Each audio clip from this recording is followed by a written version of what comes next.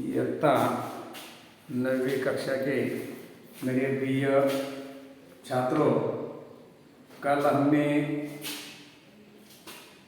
यहाँ तक आए थे कि डॉक्टर को भगाकर वे ले जाते हैं और डॉक्टर जो वहाँ बता रहे हैं कि मैं ऐसे ग्रह पर हूँ जहाँ के लोग बहुत उन्नतिशील हैं, वहाँ के लोग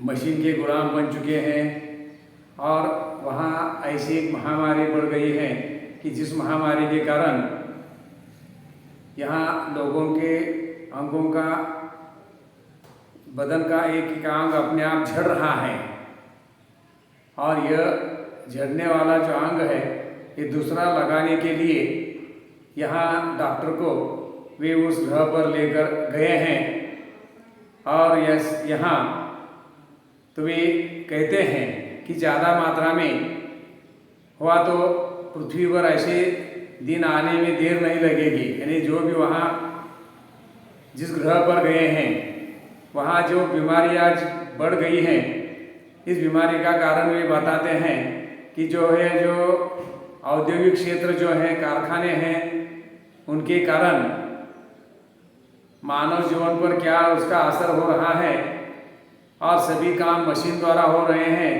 इंसान को कुछ काम भी नहीं रहा, तो वहाँ काम न होने के कारण मनुष्य को बहुत सारी बीमारियाँ वहाँ लग चुकी हैं।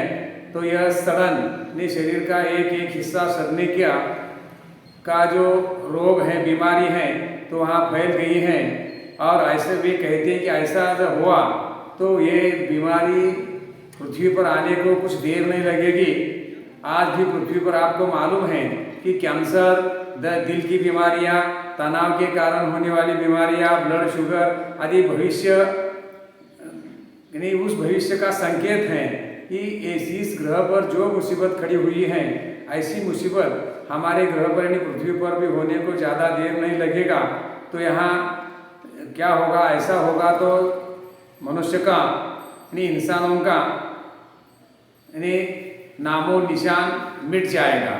यानी नामो निशान मिटना मतलब अस्तित्व समाप्त होना, मुहावरा है, नामो निशान मिटना।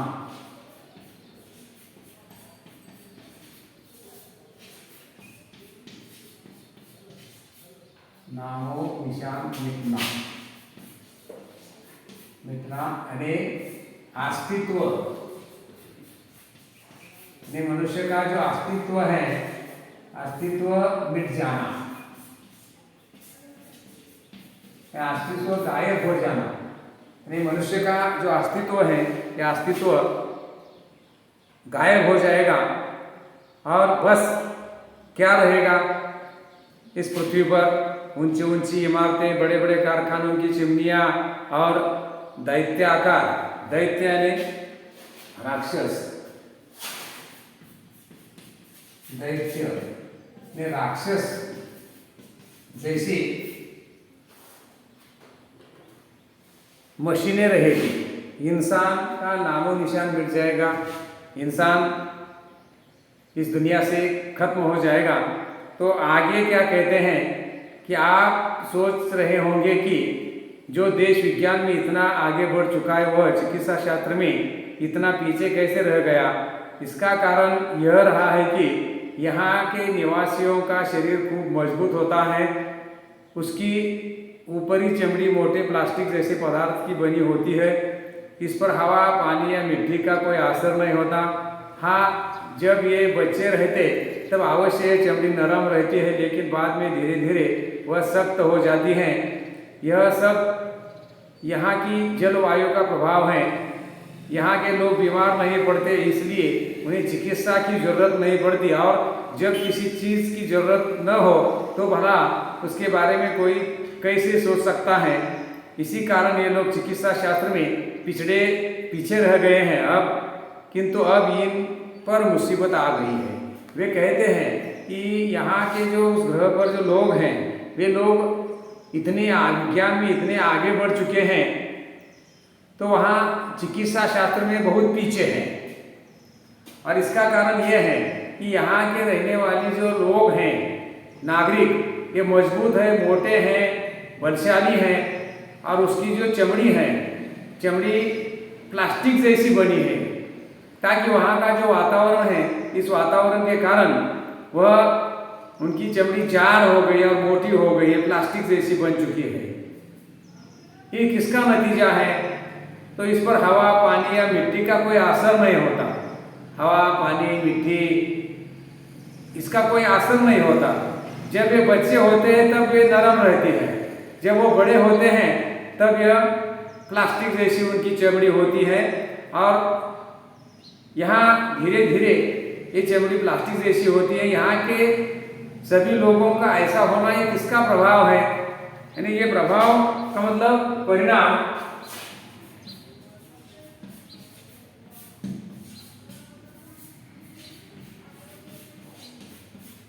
ये किसका परिणाम है, किसका नतीजा है? तो ये जलवायु का नतीजा है।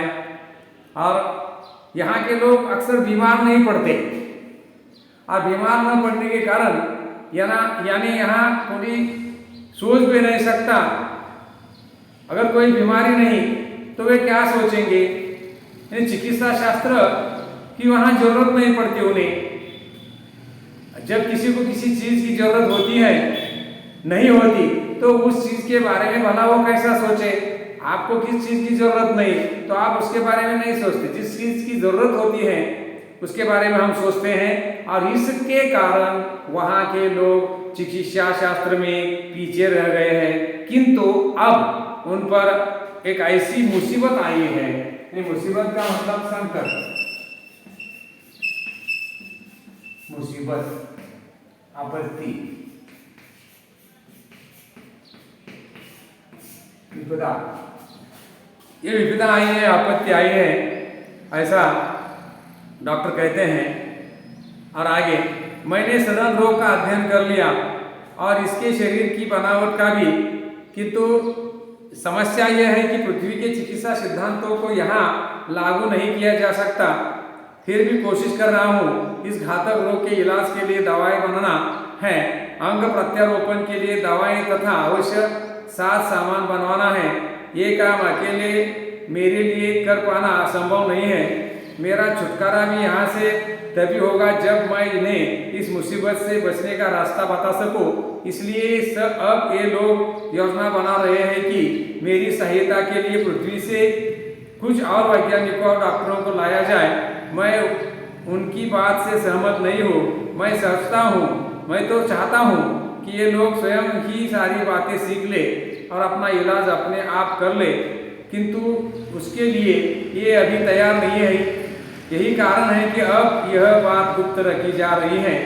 पृथ्वी से कब और कितने डॉक्टरों को, वैज्ञानिकों को का अपहरण करके यहाँ लाया जाएगा? तो वे कहते हैं कि इस बीमारी का मैं वहाँ अध्ययन कर रहा हूँ, पढ़ाई कर रहा हूँ, इस सदन रोग का और उनके शरीर की बनावट का मैं अध्ययन कर रहा हूँ। और पृथ्वी पर जो चिकित्सा शास्त्र है, चिकित्सा की जाती है, वह चिकित्सा उस ग्रह पर लागू नहीं होती। फिर भी मैं कोशिश करता हूँ कि इस घातक रोग का इलाज करने के लिए कुछ दवाएं बनाना और अंग प्रत्यारोपण के लिए दवाई तथा आवश्यक सामान तैयार करना, लेकिन यह मेरे अकेले का काम नहीं है। ये मैं अकेला मुझे करना संभव नहीं है। तो मैं यहाँ से छुटकारा भी तब पाऊंगा, मैं यहाँ से छूटूंगा कब? तब जब ये मुसीबत से ये लोग बचने लगेंगे, तब मेरा यहाँ से छुटकारा हो जाएगा। इसलिए और ये लोग योजना बना रहे हैं कि पृथ्वी और अन्य ग्रहों पर जितने सारे वैज्ञानिक हैं, होशियार डॉक्टर हैं, वैज्ञानिक हैं, उन्हें लाया जाए। वे लाने की कोशिश करते हैं उन्हें, और सब मिलकर इस सदन रोग पर यानी अंग प्रत्यारोपण करने के लिए वो योजना बना रहे हैं। और अपने इलाज के लिए वे और कितने डॉक्टर और वैज्ञानिकों को इस ग्रह पर लाना चाहते हैं, और इसके मत से मैं सहमत नहीं हूँ। फिर भी वो नहीं सोचते कि एक बात इसलिए गुप्त रखी जा रही है कि उन्हें पृथ्वी से न जाने कितने वैज्ञानिक डॉक्टर उनको अपहरण करके उन्हें यहाँ लाने का उनका इरादा है, ऐसा डॉक्टर कहते हैं। और जो भी हो, जब अगर मैं सही सलामत वापस पृथ्वी पर आना चाहूँ तो इनकी इच्छा के अनुसार ही आ सकता हूँ, इसलिए इनसे विरोध का मोल लेना ठीक न हो। फिलहाल यह कहना ठीक है कि मैं कब आ सकूँ, आप लोग घबराए नहीं, मुझे यहाँ कोई कष्ट नहीं है। बस मेरे आने तक आप यही समझेंगे कि इस समय विदेश यात्रा पर हूँ।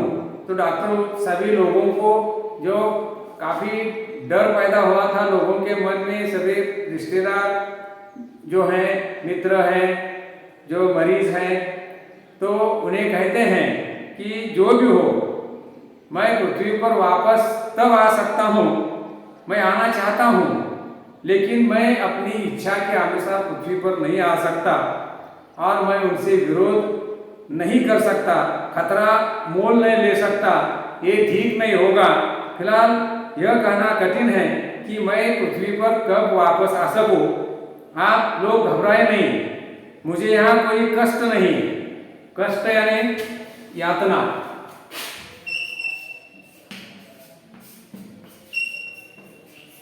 तकलीफ, मुझे यहाँ कोई तकलीफ नहीं है, मैं आराम से हूँ। बस मेरे आने तक आप ऐसा सोचेंगे कि मैं कई परदेशी विदेश यात्रा पर गया हूँ, ऐसा समझो, ऐसे कहते हैं। और अंत में वे कहते हैं, डॉक्टर भटनागर के इस रिकॉर्ड किए संदेश को सुनकर सभी चकित थे।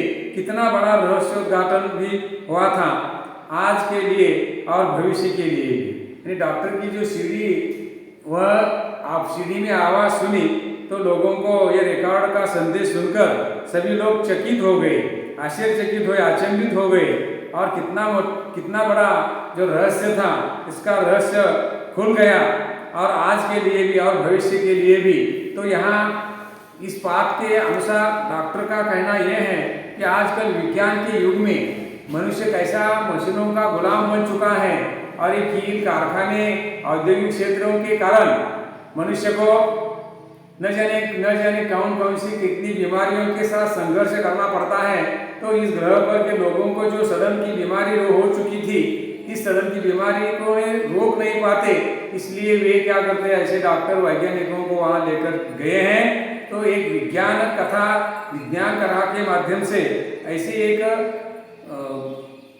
सरल बीमारी जो है, इसके बारे में लेखक ने यहाँ आपके सामने एक ऐसी बीमारी का प्रदर्शन किया है, ताकि इस बढ़ती हुई जनसंख्या में, बढ़ती हुई इस औद्योगिक क्षेत्र में बढ़ती हुई बीमारियों का कारण क्या है, तो वे बताते हैं। तो इसी प्रकार इस बात में उन्होंने ऐसे एक विज्ञान कथा के माध्यम से यहाँ जो जानकारी दी है। और आप सभी लोगों को एक विनती है कि आप सभी लोग वीडियो देखें और अपना जो अध्ययन है करें। स्वाध्याय छोड़ा सकते हैं, मुझे छोड़ाना चाहिए, आवश्यक है। और इतना कहकर मैं यहाँ रुकता हूँ। धन्यवाद।